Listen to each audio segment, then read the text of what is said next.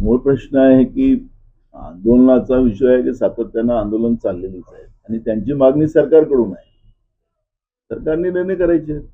तर तुम्ही ओबीसी नेते म्हणूनही तुमची राजकारणाची सुरुवात ओबीसीतून जरांगे पाटील आरक्षण मागताय. काँग्रेसची पक्षाची भूमिका बाजूला ठेवा, पण तुम्ही ओबीसीतून आरक्षण द्यायला तयार आहे का जरांगे पाटलांना?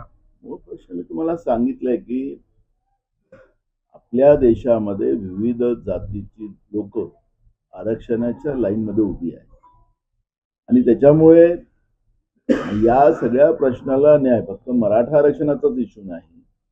या सगळ्या प्रश्नाला न्याय द्यायचा असेल तर त्याला जातीनिहाय जनगणनाच महत्वाची आहे आणि जातीनिहाय जनगणनेचं आम्ही काही सत्तेच्या बाहेर निघाल्यावर नाही बोलत आहे.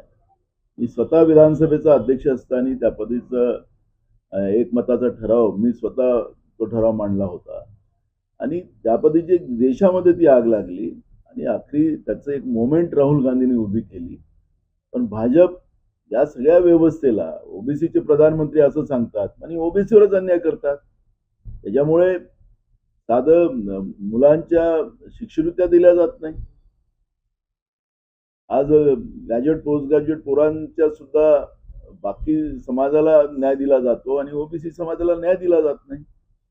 तर आखरी मी एका समाजापुरतं बोलत नाही, आपण विषय काढला म्हणून सांगतोय आणि म्हणून मी आपल्याला सांगतोय की कोणाच्या हिश्श्यातून कोणाला द्यायच्यापेक्षा सगळ्यांना न्याय द्यायची असेल तर त्याला एक जातीनिहाय जनगणनाच हा त्याला पर्याय आहे आणि तातडीनं हे डबल इंजिनचं जे सरकार आहे राज्यात आणि केंद्रात, इथं तर 3 इंजिनचं सरकार आहे महाराष्ट्रात, पण ते डबल इंजिन सांगतात. त्या डबल इंजिननी या सगळ्या प्रश्नाला न्याय देण्यासाठी पुढाकार घ्यावा.